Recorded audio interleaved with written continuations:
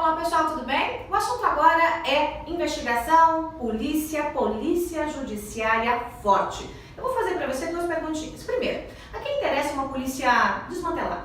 Com pouca estrutura, com poucos agentes, com dificuldade para investigar?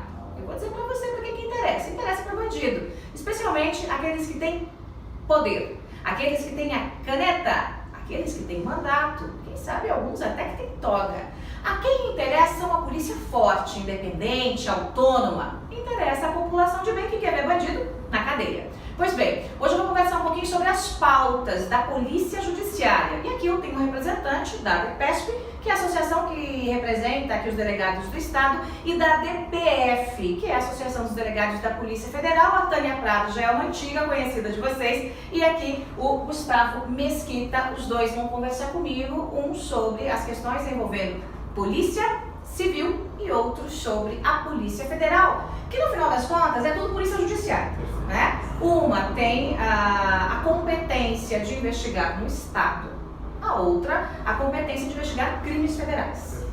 Gente, um assunto que eu falo, sei lá quanto tempo, não vou nem falar quanto tempo que eu denuncio a idade, que é a questão da autonomia das polícias. Eu queria que cada um de vocês falasse um pouquinho. Gustavo, vamos começar com você, porque a gente discutiu já bastante, Tânia, a questão da autonomia da Polícia Federal, e a gente vai discutir de novo, mas pouco se falou da autonomia da Polícia Civil, né? Pouco se fala disso. A Polícia Federal ganhou um destaque grande com a Operação Lava Jato e mostrou o que pode fazer e o que veio, né? E agora chegou a hora de a gente discutir aí o reforço da Polícia Civil. Por que a importância dessa autonomia, dessa independência completa da polícia? Exato. Como você bem falou, Joyce, a Polícia Civil ela é a Polícia Judiciária em âmbito estadual. Portanto, ela é responsável pela investigação de todo crime, dentre eles o crime de corrupção, também praticado por agentes públicos estaduais, né? E para isso, a polícia ela precisa ser blindada, porque quando ela começa uma investigação que acabe atingindo um poderoso, um político, se ela não tem essa autonomia, ela acaba sofrendo influências políticas, ingerências e pressões políticas que acabam emperrando essas investigações. Então ela precisa ter essa autonomia para que ela investigue quem quer que seja, independentemente do cargo, ou principalmente da posição social que ocupe, para que ela tenha liberdade e autonomia para exercer essa atribuição de maneira plena.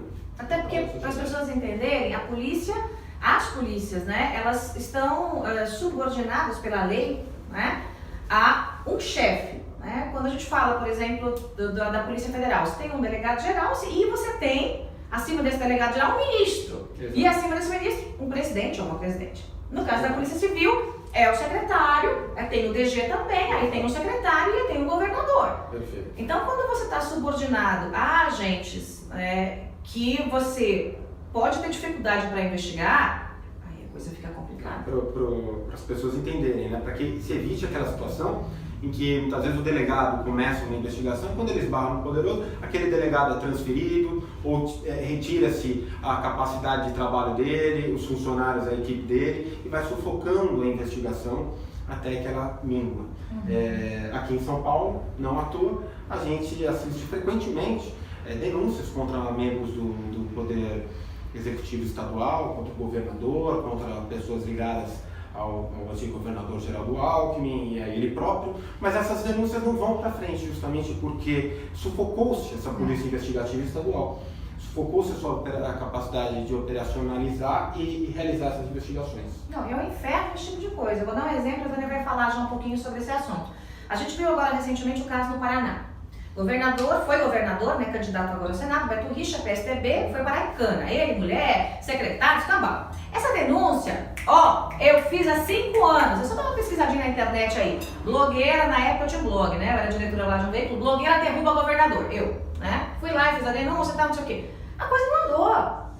Ela foi andar quando? Quando o camarada perdeu o foro, perdeu o poder, e a Lava Jato também entrou no negócio, e aí eu sempre brinco que sem foro é Moro, é coisa um pouquinho mais complicada, né?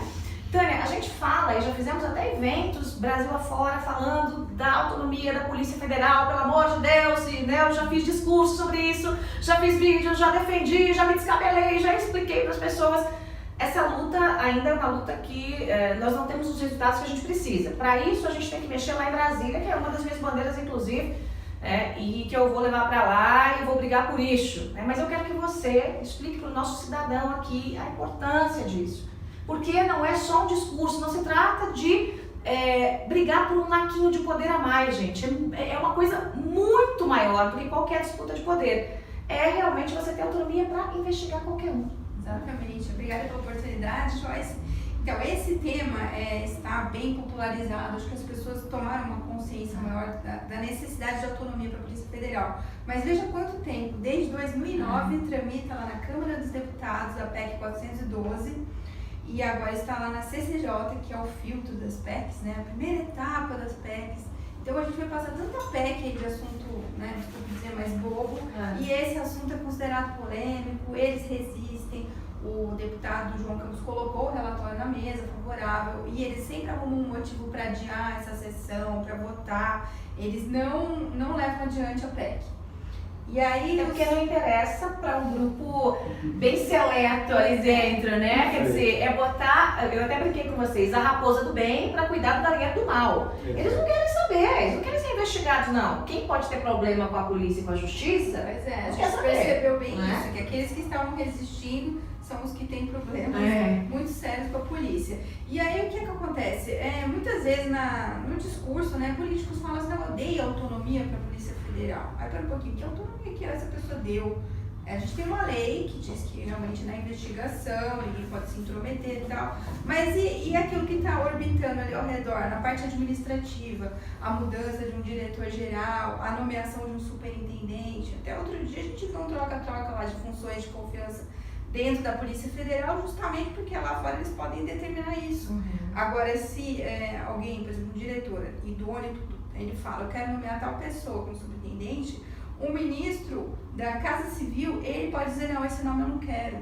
Então, são essas coisas que quem está do lado de fora não percebe. Então, a autonomia, ela vem a blindar, a fortalecer a polícia, impedindo essas ingerências externas. Outro exemplo, ficamos um mês, praticamente, sem poder expedir passaporte no Brasil inteiro. Todo mundo se lembra, um caos, né, gente? E aí a Polícia Federal ficou numa situação que as pessoas achavam que a culpa era da polícia e, na verdade, não tinha orçamento para fazer o passaporte. Não tinha como pagar a Casa da Moeda. Então, assim, são essas coisas que não acontecem por acaso. São aquelas maldades que são feitas com intenção mesmo de atrapalhar o funcionamento da PF. Você vê muitas vezes viaturas que recebem só R$100 para poder circular durante um mês. Gente, eu conheço agentes que já pagam, às vezes, para ir em operação, pagam a comida e a estadia, tiram do bolso. Uma diária da ordem de R$150, muitas vezes para ir para uma cidade do interior. Você paga hotel como, mas tem que dividir quarto com um monte de gente ou dormir na viatura. São coisas que acontecem assim, justamente porque a polícia depende do poder executivo. A gente não defende que saia do poder executivo, nem seja um poder independente como é, de repente, o Ministério Público. Mas uma margem de autonomia parecida com a do Banco Central, da própria Defensoria Pública. Que a gente vai continuar tendo o poder, o controle externo do Ministério Público, do próprio Poder Judiciário. Está na Constituição. A gente não quer excluir isso. Exatamente. Nós Apenas temos uma controle, autonomia. mas nós temos que ter uma relativa autonomia. Agora, como é que resolve a questão, a Tânia falou da questão financeira, né? Nessa defesa da autonomia das polícias, da Polícia Federal, eu sempre digo, olha, tem que ter autonomia financeira e autonomia administrativa. No caso da Polícia Civil, como é que resolve isso também? Porque a Polícia Civil passou por um sucateamento bárbaro, né? Bárbaro no sentido da palavra, tá, gente? Foi uma barbárie que foi feita, o que foi feito com a Polícia Civil. Então a gente vê armamento quase de brinquedo, né? Bang de brinquedo, a gente vê viatura caindo aos pedaços. Concurso também. Quando Hoje troca... temos um déficit de 13 mil policiais civis no estado de São Paulo, né? A população que cresceu em 10 anos e a polícia diminuiu. E também os piores salários da federação hoje são pagos aos policiais civis de São Paulo. Ou seja, no lugar mais caro para se viver país é onde se ganha menos. Exatamente. Genial. E isso reflete diretamente não só no bem-estar do policial, que merece ter uma contrapartida pelo seu serviço, mas também no serviço prestado à população. Porque hoje o Estado de São Paulo ele gasta na seleção e na formação de policiais, que amanhã acaba deixando a carreira para outras carreiras ou para outros estados em busca de ofertas de emprego mais atrativas. Né? E isso acaba gerando um prejuízo ao Estado e à população. Tem como trabalhar com autonomia também para a Polícia Civil? Sim, da mesma maneira como hoje se propõe a Polícia Federal, poderia ser feita aqui, há alguns projetos já que vão nesse sentido, projetos na Assembleia Legislativa, teria que ser feito em âmbito vai demorar, estadual, menino.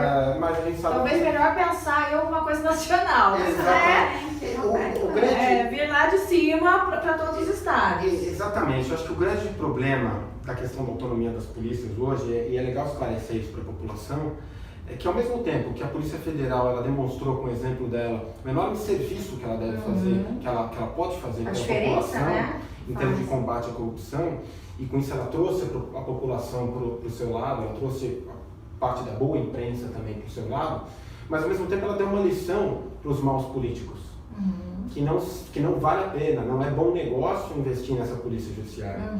Então como que a gente acaba ficando uma sinuca de bico, porque nós dependemos dos deputados, nós dependemos do Poder Legislativo para aprovar essas leis, e infelizmente hoje, talvez a maioria não seja parte interessada, não tem interesse na aprovação dessas leis que fortaleçam a polícia, que possa se virar contra ele.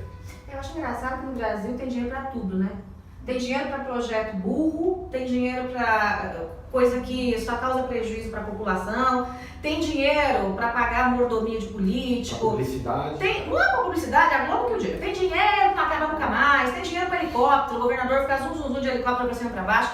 Aí na hora de pensar, né, numa estrutura mínima para a polícia que investiga, funcionar, não pensa. Aí acontece o quê? A maior facção do país cresce a passos largos em São Paulo. Essa é minha Alckmin, tá? Eu estou me responsabilizando pelo que eu estou dizendo. Então, são dados, tá aí. Sim. Quem investiga é a polícia judiciária. De novo, estou falando aqui, a mesma coisa, porque é a polícia que está no bastidor da coisa. Né? Você tem na rua as polícias militares, tá? Mas a polícia que investiga é a polícia judiciária. Se você retira o poder e retira a estrutura, o crime cresce. Perfeito. Porque o crime organizado, realmente ele não se combate com o policial na rua, que é importante também, o policial fardado, a câmera na rua, as câmeras de vigilância, mas o crime organizado ele não está na rua, ele está hoje nas maiores esferas do poder público, está nos grandes grupos econômicos, e para combater esse tipo de crime, a gente precisa de investigação, para chegar nos cabeças, para sufocar a capacidade operacional deles, que é retirando o dinheiro, indo atrás do dinheiro, no bolso, investigando lavagem de dinheiro, técnicas de investigação, que são típicas da polícia judiciária. E efetivo, Tânia? A gente fala muito de fronteira, né? Fronteira, aí vem um e diz, não, vamos mandar os policiais para a fronteira, aí outro diz, não vamos mandar, aí Otávio, a gente vai criar uma polícia diferente e tal para a fronteira. A gente tem muitos crimes e poucos policiais. O que é que precisa, na visão da DPF, para resolver isso? Ou pelo menos melhorar, né? A gente não vai ter assim um mundo de Alice, né, gente? Até porque o orçamento é finito, então a gente tem que ter proposta que seja uma proposta factível. Falar bobagem qualquer um fala. Tem que falar de onde vai sair o dinheiro, de onde vai cortar aqui para mandar para lá. Qual é a proposta que pode resolver, pelo menos em parte, essa situação? Não deixar as fronteiras desguarnecidas, né? Mas ao mesmo tempo não botar, por exemplo, um profissional do mais alto gabarito para ficar abrindo o para-choque do carro. Para-choque não, como é que chama aquilo lá? Atrás do carro lá para ver se tem o porta-malas. Para vistoriar se tem o contrabando, qualquer coisa assim. Então tem que ter também uma inteligência nessa distribuição do recurso humano, né? O que acontece hoje, a gente vê um desfalque, né? Uma falta de 26% do efetivo policial, sem contar administrativo, que às vezes colocam terceirizados para fazer essas funções. Mas imagina um policial, então você precisa ter um treinamento, né? Um concurso demorado e tal. Abriram agora o concurso. Agora, logo em setembro vai ser a prova do pessoal e tal. Mas aí tem até 1 ano e meio até ele tomar posse. E não abriram para o preenchimento de todas as vagas, certo? Então, nós temos uma falta de 628 delegados aproximadamente. Pensa isso no país inteiro, que não faz falta na investigação. E na fronteira ali, teria necessidade de criar um cargo, mas não fora da Polícia Federal, não criar uma nova polícia. Dentro da própria Polícia Federal, um cargo que ajudasse nessa atividade de menor complexidade. Mas isso também é um assunto que gera uma polêmica danada e, na verdade, eu teria que ouvir quem trabalha ali dentro da Polícia Federal, ouvir quem trabalha na fronteira, porque a grande realidade é essa. Então, você precisa de gente ali para fazer esse trabalho menos complexo. E, aliado a isso, também a parte de investigação, que é bem o que o Dr. Gustavo falou aqui. Que imagina só, aquelas pessoas que estão lavando dinheiro, aqui não adianta você colocar um drone, fizeram isso, né? Um drone na fronteira, isso não vai, o drone não vai pegar isso, ele vai ver o cara passando com a mercadoria, mas isso qualquer um com binóculo perceber ele em terra. Então você não precisa gastar milhões com o treinamento do cara que vai pilotar o drone, isso foi até um problema que a PF teve que solucionar como fazer com aqueles drones. Então, assim, o que você precisa é de gente, de equipes de investigação, o delegado tem ali à sua disposição uma equipe boa, o pessoal treinado, capacitado. Aí muitas vezes você vê assim, não, mas tem cursos, aí você vai ver cursos, né? Incrível isso. Curso EAD de direção ofensiva e defensiva. Como assim curso EAD para quem é da PF? Aí você fala, um treinamento de tiro uma vez por ano, quanto muito? Aqui no estado de São Paulo a gente tem quando a gente faz academia de polícia, quando ingressa na polícia e depois nunca mais. Nossos policiais civis aqui, para nos mantermos treinados, nós temos que gastar do nosso bolso, do nosso já curto salário, por conta própria para ir no estande de tiro e fazer esse treinamento, porque o governo não proporciona isso. Então, um treinamento operacional também para determinadas situações, né? Então, assim, muitas coisas vão ser resolvidas a longo tempo no improviso. Vai ter uma operação no seu já, deixa eu pesquisar, então, o que é esse crime que eu vou ter que fazer a busca, sei lá, 4 da manhã, tendo que se inteirar de uma forma, porque você não teve a capacitação, não deram curso, não, porque não tem diária para mandar para Brasília para fazer o curso. Aí você faz um EAD ali, mais ou menos, mas não é a mesma coisa, né? Então...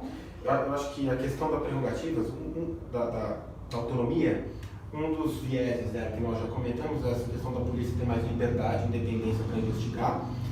Isso relaciona-se às prerrogativas mais fortalecidas, mas outro aspecto também é de tornar uma polícia que seja efetivamente gerida com meritocracia, de maneira técnica, que as indicações sejam feitas de maneira técnica, pela competência, pelo mérito, pelo currículo, pela história, e não por indicações e barganhas políticas, como infelizmente a gente assiste hoje. Não, eu já vi delegado ser retirado, eu vou aqui proteger o nome do delegado, amigo meu ser retirado de delegacia, onde tocava casos altamente complexos, porque o secretário novo que assumiu não gostava da cara dele. Tirou e mandou lá para como diz a minha avó, onde o Judas perdeu as botas, né? Numa função que não tinha nada a ver com a expertise, que ele estava ali há tantos anos desenvolvendo, e ele tira, desmonta. Por quê? Porque o político quer. Exatamente. Exato. E aí para tudo. E aí para tudo. A política do compadrio, né, que tão mal faz as nossas instituições e a polícia sofre muito com isso.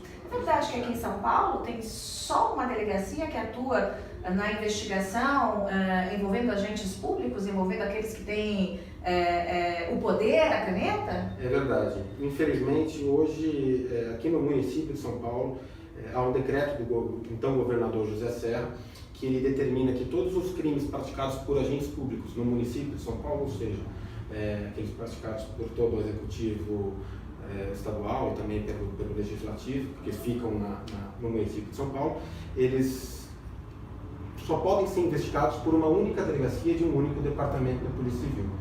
E aqui não se faz também por causa de juízo de valor aos delegados que lá estão, mas apenas questiona-se se esse crime, a investigação do crime de corrupção é tão importante para a sociedade, ela não deveria ser fomentada ao invés de ser restringida, de ser restrita a uma única delegacia? E talvez isso explique muito porque aqui em São Paulo, durante tanto tempo, Tucano sempre voou em céu de brigadeiro. Sempre voou em céu de brigadeiro. Eu queria tocar num assunto, Tânia. A Polícia Federal teve a imagem, não vou dizer resgatada, né? Mas é resgatada, sim, perante a população por conta da Lava Jato. Por quê? Porque a nossa imprensa adora bater em polícia. Se você tem bandido e polícia, a maior parte da imprensa vai falar, bandido, é assim que é, e é assim que sempre foi. Eu, inclusive, sempre fui um ponto fora da curva, arrumando encrenca com coleguinha, porque você via lá a defesa dos direitos, do bandido, e aí o policial, né, tombando em serviço, né? A Lava Jato quando veio e mostrou o que uma equipe atuando direitinho na investigação, o Ministério Público e o juiz, todo mundo coordenado, qual é a diferença que uma equipe dessa pode fazer? E a polícia começou a ovacionar, a população começou a ovacionar a Polícia Federal. Que é um trabalho de resgate que a gente tem que fazer também nas polícias civil e na polícia militar. A população hoje olha com outros olhos, né? Houve uma mudança, né? Eu ingressei em 2003, né? Naquele momento já estava florescendo ali, começando as grandes operações, né? E aquele modelo foi sendo incentivado em vários estados, várias delegacias. Então, a Lava Jato ela vem a coroar um trabalho que vinha acontecendo também aqui em São Paulo, mas que sempre esbarrava no judiciário, que anulava, mas isso aqui foi denúncia anônima. Mas não era denúncia anônima, aí anularam a operação Castelo de Areia. Depois passa o tempo e aquilo veio de uma maneira tão forte, com uma prova tão robusta, que depois se olha para aquilo, puxa, não deveriam ter anulado aquela operação. Isso é só um exemplo, né? Porque várias outras passaram por um problema parecido. Ou que não conseguem deflagrar outras fases, né? A Lava Jato agora completou 53 fases. No mundo inteiro, acho que não existe uma operação tão extensa como essa. E cada material que eles encontram, eles conseguem ali deflagrar mais uma, duas, três fases. E desde o início era assim. Mas isso realmente é um trabalho coordenado, em que o juiz ele é rápido, ele decide, ele é especialista em crimes financeiros, lavagem de dinheiro, tem outros juízes muito bons também nessa área. Mas é que ali foi um ambiente muito fértil para acontecer a Operação Lava Jato. Tem outras operações como acrônimos, zelotes, tal, que também são fortes, mas a Lava Jato ela ultrapassa todas essas. E ali o efetivo também, né, os delegados, né, a doutora Érica Marena, Márcio Anselmo, o Awad, muito qualificados, dedicados ao Hayashi também. Então ali juntou um ambiente muito bom. Agora em São Paulo, a gente vê lá, tem os filhotes da Lava Jato, no Rio de Janeiro e tal, o pessoal está tentando fazer também. Aquela operação, eu sempre me lembro que teve aqui em São Paulo, que tinha uma festa que eles estavam fazendo usando dinheiro da Lei Rouanet, ou outro caso que estavam dando ovo. Uma festa de casamento. Uma festa de casamento. A maior farra com dinheiro público. E aquela outra operação também que me fugiu o nome, aquela que estavam dando ovo para as crianças comerem como merenda na escola. Então essas coisas vão acontecendo mesmo depois da deflagração da Lava Jato, porque esses esquemas dão muito dinheiro e as pessoas têm um know-how ali daquele crime e continuam praticando, assim, achando que nunca vão ser pegos, né? A visão da Polícia Civil, a gente tem que resgatar isso, né? A população tem que entender quem é mocinho de fato nessa história, né? Sem dúvida alguma. Eu tenho certeza que a maior alegria de um policial, seja ele civil, militar, federal, é ter o reconhecimento da população. Porque os nossos serviços são prestados tão somente para a população e pela população. Nós damos a vida pela população, né? E a gente sabe, nos dói, aqui na Polícia Civil do Estado de São Paulo, nos frustra saber que nós fazemos hoje o possível. Com pouco que nós temos, nós fazemos o nosso serviço para a população. Mas nos frustra saber que poderíamos fazer muito mais e ter essa admiração por parte da população. Isso influi na autoestima do policial, isso influi até no próprio serviço prestado por ele, né? E resgatar realmente a questão da polícia estar ao lado da sociedade, né? E a sociedade ao lado da polícia. Que bom que ainda, eu creio, né, que as crianças, quando brincam de polícia e ladrão, eu acho que ainda querem ser a polícia, né? Eu brigava para ser a polícia, não queria ser o ladrão. Infelizmente, a inversão de valores também, e aí é uma questão da agenda ideológica que se impôs no Brasil, ela caminha, às vezes, eu temo para um quadro onde as crianças vão brigar para ver quem vai ser o ladrão. Já vi alguns joguinhos, gente, de videogame que é assim, pontua mais quem mata a polícia. Isso é uma coisa, assim, eu não vou entrar nesse assunto, porque isso vira uma discussão cultural, mas que merece um bom debate sobre isso. Para a gente fechar, eleição do delegado geral já é, assim, todos nós concordamos que é assim que tem que ser com mandato, né? Como é que seria isso? Seria uma lista do mesmo jeito? Vocês votariam? Como é que seria a tramitação disso? E o mandato por quanto tempo? Qual é a ideia? Aqui em São Paulo, nós temos projetos de lei que isso acaba sendo um reflexo, uma consequência da questão da autonomia, é intimamente ligado à autonomia. Nós temos um projeto delegado do deputado Olim, que prevê a votação por lista tríplice e mandato fixo, 2 anos. Mas hoje essa lei não foi aprovada. Então, nossa associação hoje... O próprio policial votaria? Exatamente, os delegados de polícia. Então, as entidades de classe aqui em São Paulo, hoje a associação e o sindicato dos delegados, nós estamos provendo, estamos no curso desse processo de uma eleição simbólica da lista tríplice. Ela é simbólica, mas ela está sendo feita com toda idoneidade, seriedade, e essa lista vai ser apresentada por futuro governador, seja ele quem for. Nós vamos apresentar essa lista com os 3 nomes, e esperamos que ele respeite também a questão do mandato fixo. Em outras instituições isso é feito também, e é feito com base nos costumes, porque não há lei, mas o costume já manda e o chefe executivo respeita, e nós esperamos que o próximo governador assim haja também. A questão da lista tríplice é importante justamente por isso, porque ela retira uma maneira de mitigar a pressão e influência do poder executivo na instituição, e o mandato fixo ele dá ao delegado-geral a liberdade para implementar o projeto, a ideia dele, no prazo mínimo que é de 2 anos, né, para que algum projeto seja efetivamente implementado. E na PF? Tá? Nós temos também uma PEC, né, PEC 101 de 2015, que tramita no Senado. Está aguardando ali a votação no relatório. Tudo é congresso, né? É sempre assim. Então, qual que é a ideia ali, né? Colocar também uma lista tríplice, um modelo bem parecido ali, em que os delegados votam. E nós fizemos a lista tríplice, né? Apresentamos esses nomes, mas acabaram escolhendo outra pessoa ali. E geralmente isso é feito no momento em que está havendo a mudança, né, do presidente da República ou do governador, por isso que atualmente eles têm andamento lá nos delegados da Polícia Civil, né? Estão fazendo, sabatinando os colegas para ver quais são as ideias, né, o que eles defendem para o futuro da instituição. Porque não adianta você votar, eu simpatizo com o fulano, não, as ideias são debatidas. E quem melhor do que os próprios pares para decidir, como é no Ministério Público, o modelo deles é assim. E a partir dali, aqueles 3 nomes mais votados, então, são levados ao chefe do Poder Executivo. Agora, isso ele é muito bom porque vai contra qualquer ingerência, porque você já elimina a possibilidade de alguém fazer um conchavo com um político, como já se comentou que aconteceu num momento recente ali, e então ele não vai pedir um apadrinhamento, né, de algum senador, algum deputado, ministro e tal, não, é alguém que está naquela lista que foi escolhido pelos próprios pares. E ali com uma garantia de 3 anos, né? Mas isso pode ser também mexido para 2 anos, se acharem 2 anos prorrogáveis por 2 e tal.